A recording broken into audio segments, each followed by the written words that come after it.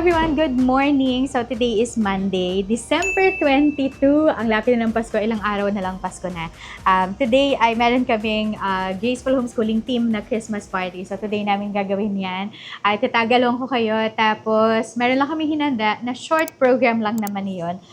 Tapos, kasi meron na kaming mga part-time na mga staff. So, hindi naman sila mga full-time. But, yun, sobrang helpful nila for us. Kaya, magkakaroon kami ng Christmas party today.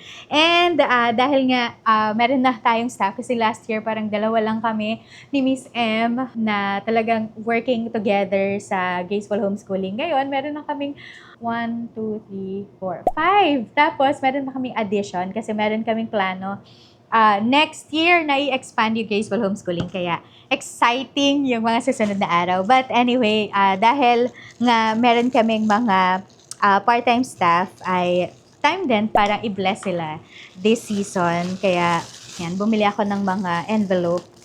Ito, yung envelope. 3 lang pala. Pero kailangan ko ng 5. Pero yung iba, gagawin ko na lang yung envelope nila. But anyway, yan. Maglalagay lang ako ng bonus nila. So, bonus yung bibigay natin since di naman din talaga sila full-time employee. Excited kami na gawin ito kasi first time namin din gagawin na magbigay ng bonus. Kaya sobrang grateful kami kung paano in-expand ni Lord yung Graceful Homeschooling. So, I hope kung kayo ay mga business owners din, small business owners, na kagaya ng Graceful Homeschooling, talagang be in faith lang and be faithful with what you have. And I'm sure the Lord will bless your business. So, kagaya ng pagbe-bless niya sa atin. Tapos mamaya, natin to? Bubuksan natin ito. So, di ba, last year nag-share ako sa inyo nung Ipon Challenge ko, nasa Coinbank yung Ipon Challenge ko. But this year, naisip ko na gawin na ganito siya. So, ganito ang itsura niyan sa loob. Yan. Meron kang mga ganito na paglalagyan ng money. Pero, I find it na mas okay yung, yung Coinbank. Kasi yung Coinbank, di talaga siya nasusungkit. Kaya dito sa ganito, na money, ano bang tawag dito? Money organizer, na pagka kailangan mo ng barya, ay kailangan ko palang 100 pesos o 50 pesos, kailangan ng baon ng mga bata. Na susungkit natin siya, nagagamit natin. Kaya next year, babalik ako sa Coinbank, paggamit ng Coinbank. Anyway, so lagayan lang natin itong ating envelope. Ganyan siya. Meron ako nakita yung malaki talaga. Yun yung gusto kong bilhin, kaso lang di aabot pagka yun yung in-order ko pa. So, yan. Tapos gagawa lang ako ng mga gift nila. Itong ating passport organizer.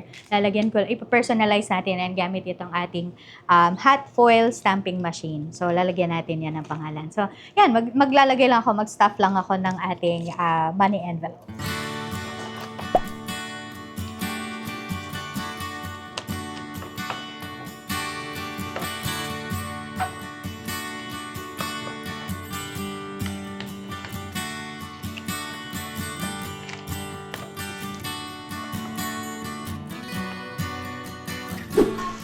Yan, pinakita ko na to sa inyo last time. Ito yan. Gift namin para sa kanila, no, sa staff. Yan, to, footstool, para lang na-exercise yung paa nila habang nagwo-work. Kasi usually yung work namin talaga virtual lang, online lang siya. Tapos, pero lagi kami nakaharap sa computer kasi gumagawa nga kami ng mga digital products, yung admin natin, nag-administer online lang din. Tapos, yung editor natin, ganun din. So, online lang din. Or lagi nakaharap sa computer. Kaya kailangan natin ng footstool para lang yan, ma-exercise yung paa nila. Lalagyan ko lang yan ng ribbon. So, nag-print lang ako sa sticker paper nito. Tapos, lalagyan ko ng ribbon tong mga ito. Ayan. Para, lalagyan ko na lang ng ribbon. Cut lang natin. Tapos, titingnan ko lang kung okay siyang tingnan. Well, magka-cut pa pala ako ng another. Yung naka-knot naman na ribbon. Tingin na ako magugunting. Well, gamitin lang tayo ng malaki palang gunting. Yan. So, parang lalagyan natin siya ng ganyang effect. To that effect. Tapos, meron ding isang nakaganyan or dalawa sila. Ganyan siya. So, parang ribbon na effect. Tapos mag-flip lang ako ng ribbon. Hold on.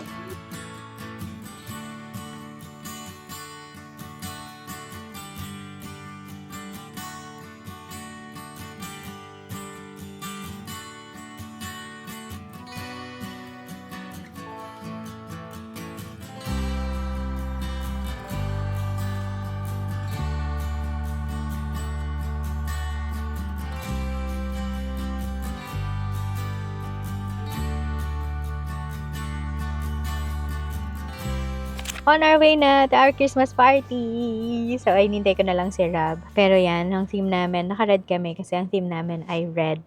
Siyempre, Christmas party, kaya kailangan naka-red tayo. So, red. Maroon? Maroon yan eh.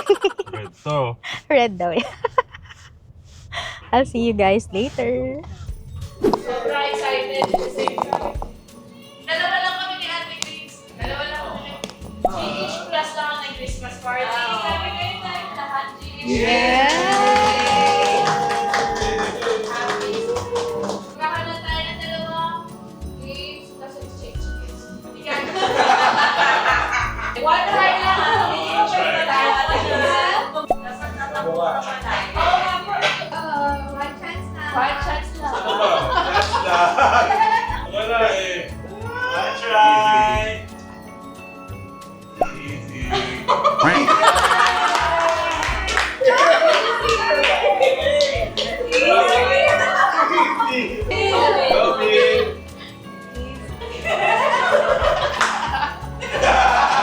Malayo pa.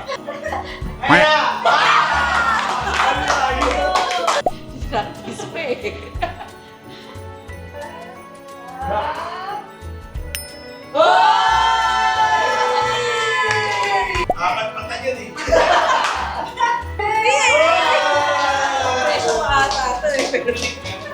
Anong style mo, Aaron? Ganun? Mabiyahe ka pa din eh. Sige, si Buntis. Go, Buntis. Ano I think? Master, na-try nyo na ba ito?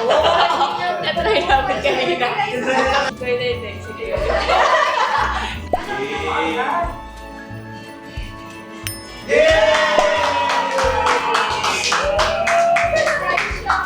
Ganun ka kailangan, nakaganon ka, nakatorong ganun.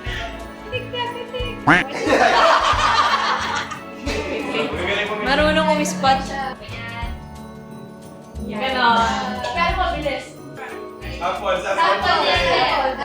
3, 2, 1, go.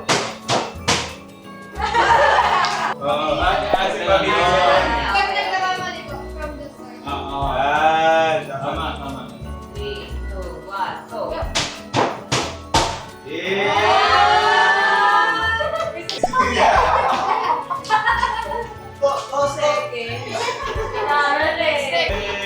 Go! Hey! 4.69. 1.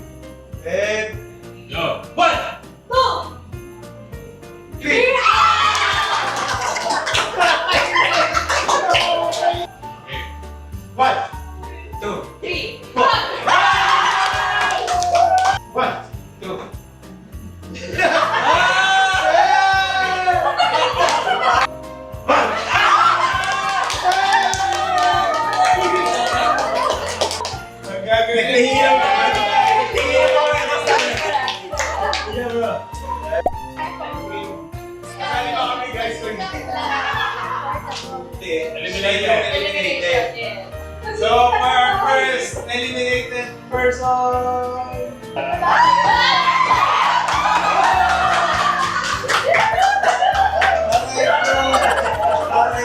For our second...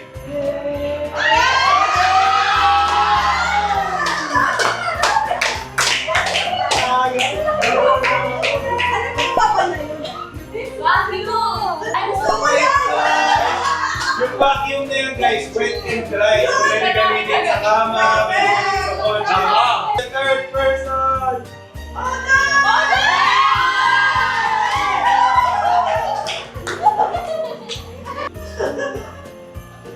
Yay!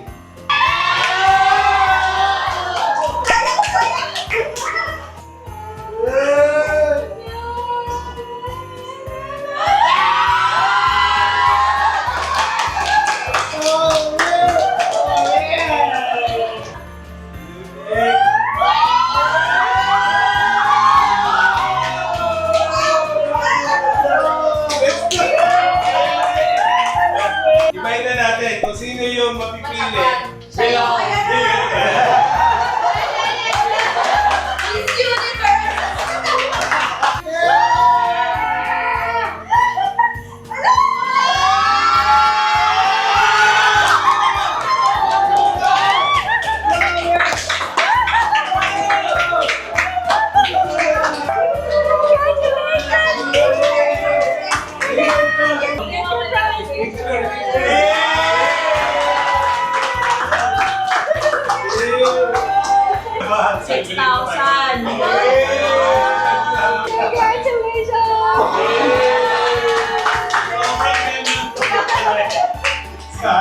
Grabe! Si Vic, ayun lang.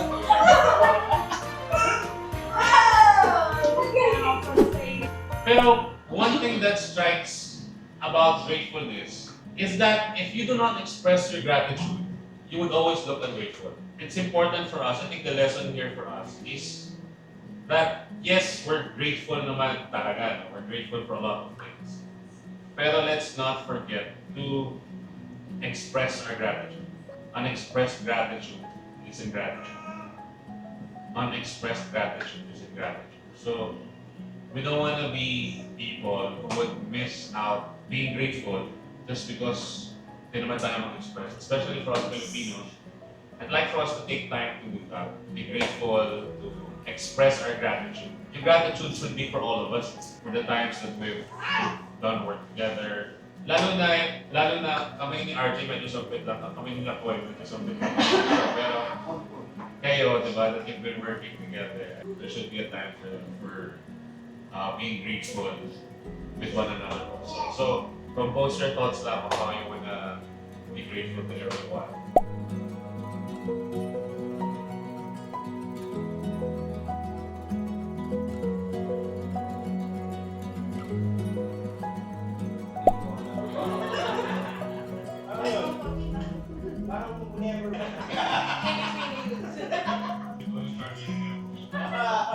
Wala ka ng energy.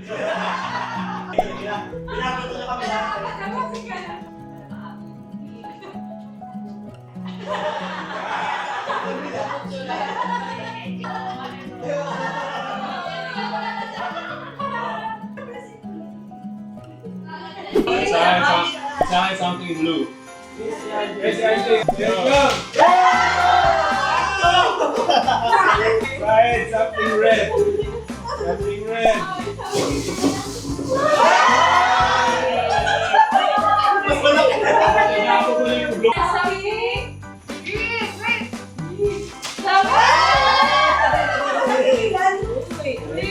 Something brown. Something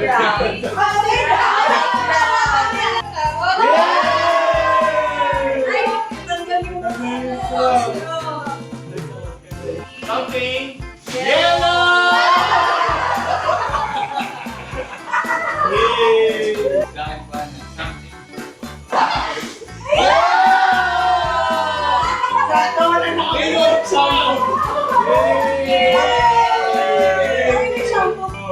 Dessert. Something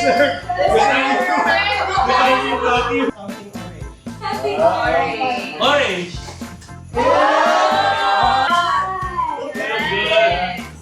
Bakit pa something?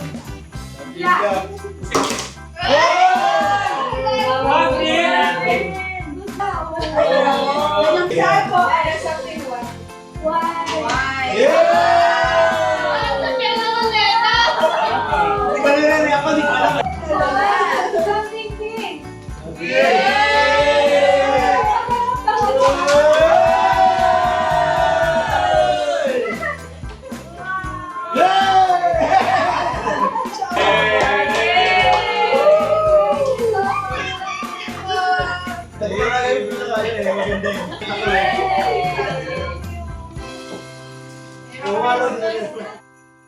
Hi everyone! So today ay December 23 and nakaschedule yung ating free workshop today kasi usually yung free workshop natin every last Friday of the month. Kaya lang this month dahil syempre may Christmas break tayo so magbe-break naman tayo for last week ng December. Kaya ginawa natin ng December 23. So na-prepare ko na yung mga kailangan ko for the free workshop later. Meron akong free demonstration later. Yan, ito. Stapled notebook and stapled projects yung ating free workshop for today. Kaya, yan, yung sample natin, yung free demo natin ay stapled notebook. So, gagawa tayo. Papakita natin yung actual na paano ba gumawa ng stapled na project. So, every last Friday yon. So, follow nyo lang yung Graceful Homeschooling page para lang din updated kayo sa mga free workshops, free sessions na nangyayari dito sa ating community. Okay? So, magpe-prepare ako kasi 10 a.m. yung start ng free workshop, 9:56 a.m. na. So, 4 minutes na lang. So, kailangan ko na mag-prepare na tayo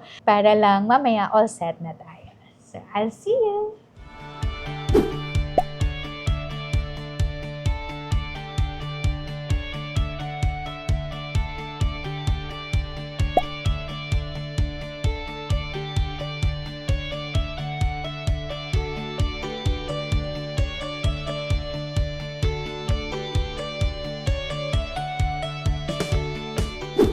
So, done na with our free workshop. Wala na akong boses. Mahaba-haba pa yung araw. Pero, look at, yan yung table ko. So, POV. POV, ayan. Ang table ko ngayon. Tapos, ito yung cute na tinuro ko sa kanila kanina. This one ay stapled notebook lang to. Tapos, blank lang yan. Yan. So, ito yung tinuro ko kanina kung paano gagawin siya using basic tools lang. So, like for example, itong stapler, tapos itong cutter. So, wala akong ginamit dito na heavy duty equipment. Ano lang to, basic tools lang. Nakagawa na tayo ng ganitong project. So, marami pa akong mga pinakita. So, like for example, itong mga ganitong notebooks, and then mga journals, ito, tapos planner din. Tapos, syempre yung mga books natin na naka-stapler. So, ito yung mga pinakita ko sa kanila na mga samples. Kaya, wala na akong boses. Grabe, sobrang tagal ko din parang 10 to almost 12 na. So, 2 hours din pala yun. Sobrang tagal ko palang nagsasalita. But anyway, kakain muna kami ng lunch kasi marami-rami pa akong gagawin. Meron pa akong mga tatapusin for the 42 collection. Iyon yung nirelease namin na collection for my birthday. Kaya siya 42 collection kasi kaedad ko yun, 42. Meron kami nirelease na collection that's iba-iba. Grabe, sobrang dami. As in, sabi ko nga sa kanila, masusuka ka na talaga sa sobrang dami nung laman ng collection na yon. But yeah, so kain muna, tapos pahinga lang ng konti, and then work na ulit. So, it's actually December 24. Ngayon pa lang ako nagbabalot ng mga gifts for Christmas. Ngayon pa lang ako gagawa. Dahil ngayon pa lang talaga nakaupo at natapos yung trabaho ko. Kaya, ngayon pa lang. Oh my gosh. So, ito ay para sa mga kids to. So, mamaya open nila. Kasi it's our tradition na bilhan sila ng Christmas pajama. So, bumili ako.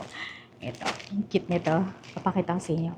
Hinaan ko lang yung boses ko kasi nandito lang sila sa baba.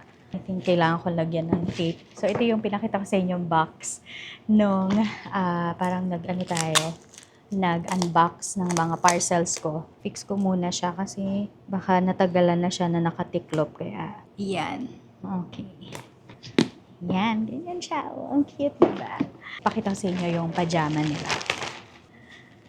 Yan, cute, diba? So, I think this one is for, Yosh. Lagyan ko lang ng name nila kasi for sure makakalimutan ko. At yung pajama, ang cute, di ba? Yan, hopefully kasya sa kanila. Kasi, ang lalaki na nila. So, pahirap bumili ng mga ganito. Wait lang. Tapos ito yung mga babalutin ko pa in a while. Dami pa actually. Mag-hot foil stamping pa ako para din sa mga wallet, sa mga card holders. Kasi nga, ngayon pa lang talaga ako aasikaso ng mga regalo namin. Ay, tapos, eto, gumawa na ako ng listahan para wala akong makalimutan talaga. So, ganyan kadami yung niririgaluhan namin every Christmas. Kasi, it's a family tradition na magre-regalo kami sa isa't isa. Parang, it's been a tradition na maliit pa kami, as in, maliit pa ako, wala pa akong anak, ganyan. Yun na talaga yung tradition ng family. Well, at least on my dad's side. Wala na akong iba na nabili sa kanila kasi nga wala na akong time. So, pagkagaling namin ng UK ni Zoe, nag-work na ako agad. Parang wala na akong time talaga. Kaya itong mga to, pinag-order ko na lang itong mga to online. Wala lang time para bumili. Pupunta pa sa mall at mamili. Although yung iba, sa Mr. DIY ko din binili. At least, meron silang Christmas pajama.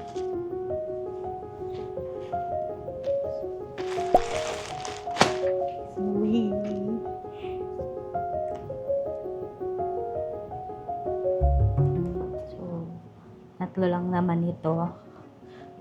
Kaya, lagay na natin siya dyan. Yan, ganyan lang naman ginagawa ko. Pero dati, may mga treats pa ako na nilalagay dyan. Kaya lang, this time, wala na talaga akong time to buy. Kaya, ito na lang muna. Yeah. Ang cute. Okay. So, meron ako dalawang nabalot kanina. Magbabalot lang ako ulit itong mga to. So, ito naman yung shorts. Ganito din. Tapos, meron ako mga pinamili from UK. Tapos, ito naman siya. Diba? In memory of Great Britain. Tanggalin lang natin yung mga prices. Okay, so yan yung mga ibabalik. Ay, meron pa pala akong papakita sa inyo. Ito, binili ko naman ito para dun sa sister-in-law ko tsaka sa mother-in-law ko. So, tig-isa sila na ganito. Yan yung, ang laman nito ay, mga treats. Katurno to ng mga afternoon tea. Yan, so, dahil last nung uwi namin ni Rob, ang binigay namin sa kanila ay mga tea naman. Ngayon, mga treats naman. So, like, mga cookies ito. Pero, hindi ko kasi alam yung laman.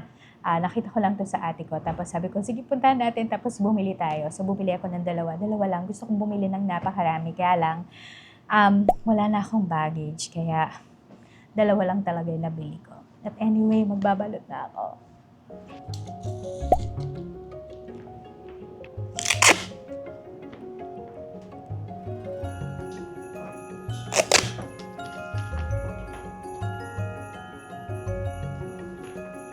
Okay, so kailangan ko palang mag-print ng mga cards kasi wala pa akong mga cards. So, print ko na lang yun sa sticker paper para mabilis na lang din siyang ikabit. Didikit na lang siya dun sa mga gift wrapper. Kaya, print lang muna ako.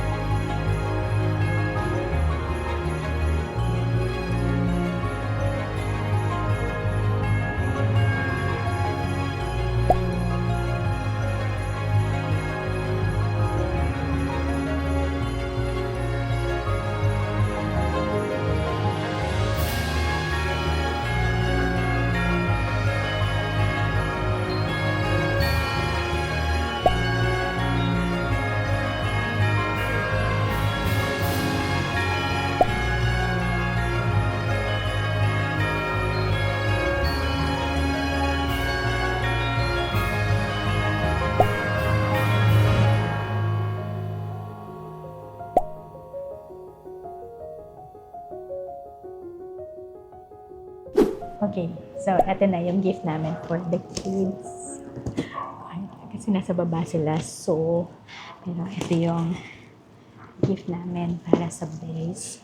They're into Lego, kaya ito yung naisip namin bilhin for them. This one. Ang tinda nila, ang laki. Oh my gosh. Balutin ko na quick ito bago pa ako mahuli ng mga kids.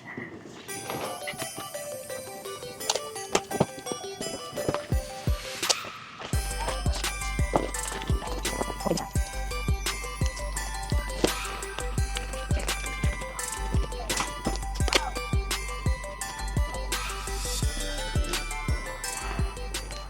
Okay, next up. Isayon naman ito. So, magkaiba sila. So, pinag-iba na namin para at least magkaiba sila ng lalaroin. So, para kung gusto naman nung isa na manghiram, pwedeng-pwede.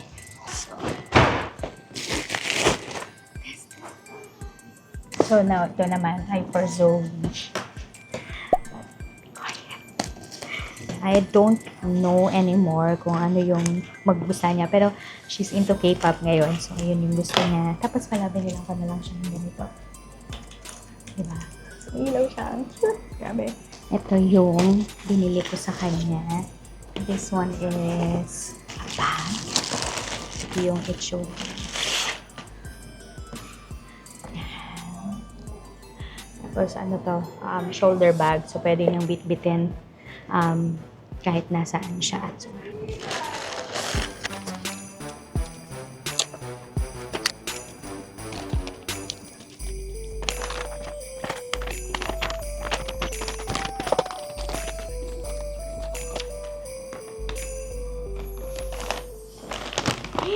finally, grabe. Hirap pagtago ng mga gifts sa kanila. But, here we go! So, ilan na yung nabalot ko. Pero, meron pa akong mga babalutin. Siguro tomorrow na lang or on the 26th. Ganun na lang. But, yay! I'm almost done with some of the gifts na ibibigay sa mga kids. Tapos, dun sa family namin mamayang gabi. Anyway, I'd like to say Merry Christmas everyone! So, thank you so much for joining me this whole year. And I hope na makasama ko pa kayo with my journey. This coming year, I'm going to show you more of my journey as a mompreneur. So, yan. Tapos, basta a little bit of life updates, mga ganyan. But thank you so much. And I really, really appreciate you all for your support and love. So, thanks so much. Merry Christmas, everybody! Bye!